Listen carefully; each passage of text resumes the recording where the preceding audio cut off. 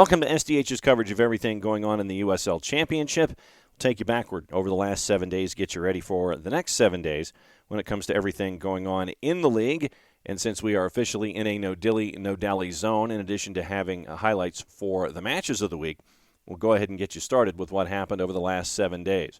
Not a good 7-day period, not really a good 4-day period for the Charleston Battery.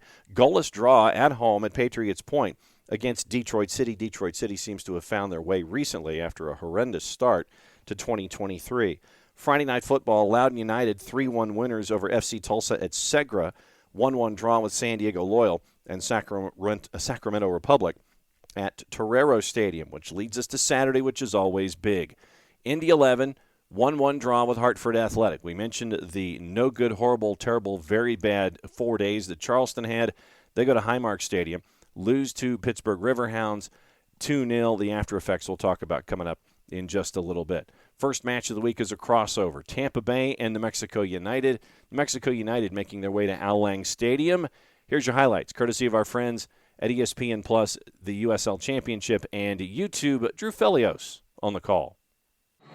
Perfect soccer weather, though, in Tampa Bay and New Mexico United.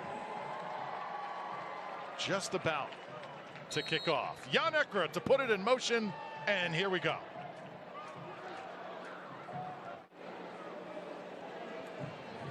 Dahlgaard able to deflect it. Here's Charlie Dennis. Dennis with some numbers. Holds it up. Spalding gonna have a shot. Ryan Spalding buries it.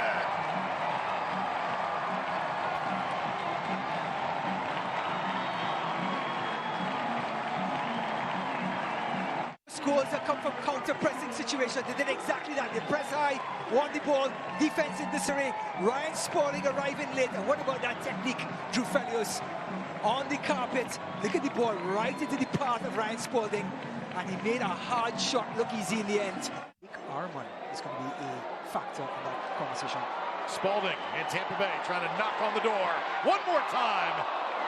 Dahlgaard, his shot knocked down by Tembakis.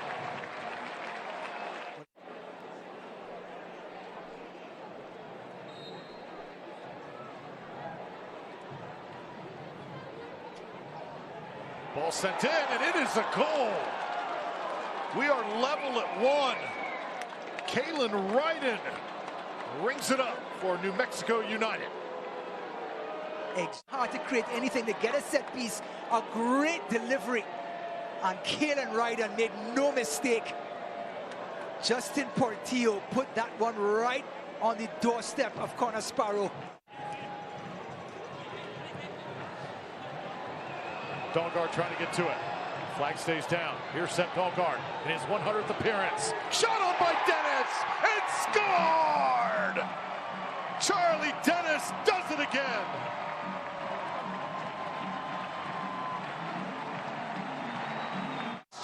Chop, takes the defender right out of it. Looks like Cristiano Ronaldo. And then Charlie Dennis on his weaker right foot. Drew Felios makes it as easy as you like drinking a cup of tea in England.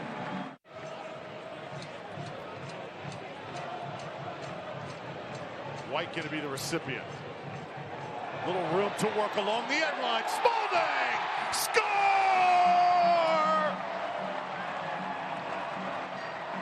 Ryan Spalding from Lawrence White. It's 3-1. He's just going to shrug off Santi Moar. He pulls it back and he rolls it onto Spalding's weaker right foot. And he gets over the ball and the ball bounces over Tembakis. Look at White sending Santi Moar for a drink. And then he bounces the ball over Connor Sparrow. Tembakis rather. Spalding gets his second goal of the game, Drew Felios. And what a time.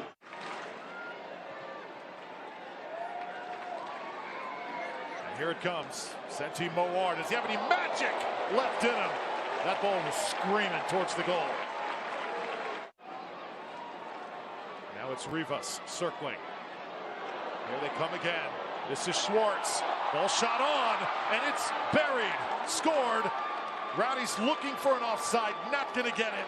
And New Mexico not done just yet. Well, they've been creating havoc on the wings again. They overload on this right-hand side. This dribble by Schwartz through the legs. to create that chance, and then he finishes it up. Tampa Bay now just having fun. Full-time whistle. Rowdies take care of business. They get the 3-2 victory. Coach.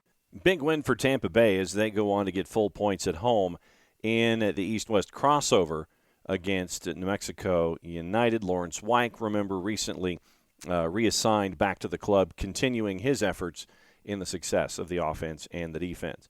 Another big result for Memphis 901 going on the road to Lynn Family Stadium and knocking off Lou City by the final of 3-1. So Stephen Glass, their unbeaten run is now back up to 5. RGV and the Miami FC in Edinburgh, Texas at HEB Park. RGV gets 1 point. The Miami FC gets 1 point. And a 3-3 draw, goal scored by Wilmer Cabrera's son, Wilmer Cabrera Jr. So a very cool moment for son and father there in that match. Widener Field, beautiful downtown Colorado Springs. Switchbacks, 4-0 winners over Orange County SC, which brings us to our other match of the week in USL Championship. In the West, the defending champ, San Antonio FC, going up against one of the hottest teams in the West, El Paso Locomotive. Here's your highlights, courtesy of our friends of the USL Championship, ESPN Plus, and YouTube. Players, and so every single player on this pitch dangerous from SAFC, but again, we've got this El Paso team. They've got quite a bit of rhythm going, and there's a couple of teams here that both want to end streaks. SAFC wants to end the streak for. So let's see what they're able to make happen here.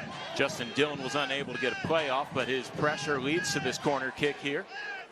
Hernandez sends it towards the top of the 6, out of the backside, headed for a goal. 1-0 SAFC. Mitch Tainer does it again. We had said it earlier. Anyone on this pitch can score the goal. He was at the right place at the right time. Fantastic service there from Jorge. A look back at this here. It goes over, perfect arch. Tainer gets on the end of it. Nice dribbling skill all the way back to Diaz. We'll have to do something quick with it. And nice diagonal pass over to the left side. McHugh looking for an outlet. Far out of the box, can't use his hands, and now an open goal and an easy score. We're tied up at 1. That looked offsides to me. That looked offsides all day long, but the sideline referee said no. Let's have a look back at this goal. Great goal nonetheless. Good job there. Some composure. Unfortunately, Farr came a little bit too far outside the box and got the best of him there. Trying to pinpoint this pass. Skies it towards back post. Headed out. Maloney's there to receive. Recycles the service towards the 6. Headed into the back of the net. Flag is up though as Dillon almost had a highlight reel goal, but he was past the last defender. So here Hernandez had the options. So here fakes and Hernandez floats this one towards the 6. Headed into the back of the net. And another flag comes up as that one takes away a goal from Mitch Tainer. Verano and Nico Hansen ready to check in for SAFC in the next substitution window. Here's a through ball to Adeniran. He has a one-on-one against Diaz, and he gets it past Diaz for the goal. Adeniran's first goal of the season puts SAFC ahead. Great goal there for Adeniran, doing it in big fashion when they need him most, just like in the playoffs. There's a guy leading the stat sheet with goals, and he did it here again. And he wins the ball. He sees the space. He feeds it through. Adeniran runs on, and then it's good. He has that composure. Once Adeniran has the ball and has the space, there's no looking back.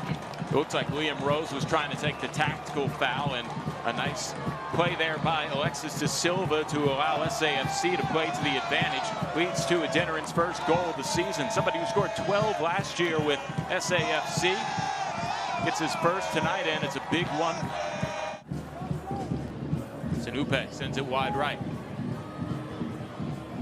Here's Hines sending it back.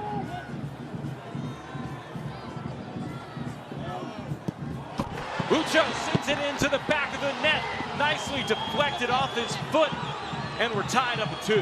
What a world-class goal there from Lucho. You can see it in his expression. We have got to see that back. Coming in right through the seams. Picture perfect. Lions with the assist. Lucho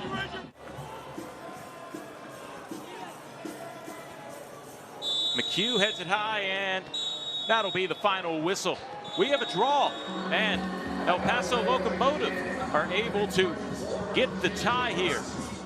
So after 90 minutes, it was a 2-2 draw, points shared, and a big result for El Paso on the road, proving to themselves that they can compete with San Antonio FC at Toyota Field.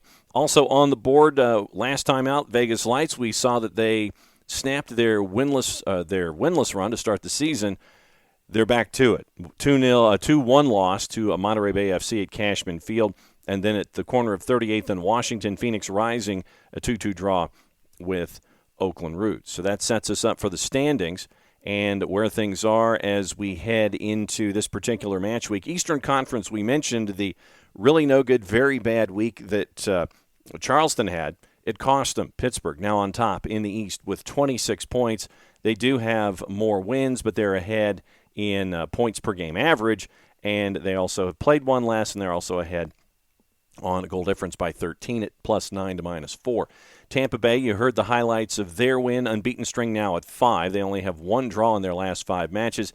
They're at 24 points. Memphis 901, unbeaten in their last 5, but they also have only played 11 matches this year. They're at 6-2-3, unbeaten in 5, 21 points. They are currently in 4th, ahead of Lou City because of points per game and because of goal difference. They have a +12 difference, +9 to -3 on Lou City. Birmingham Legion at 16 points. They have fallen off the map. They've lost 5 in a row. They're now 5-7-1 after 13 matches, but they're still 6th in the playoff race. One more win than Indy 11, who has 16 points in the same number of matches played.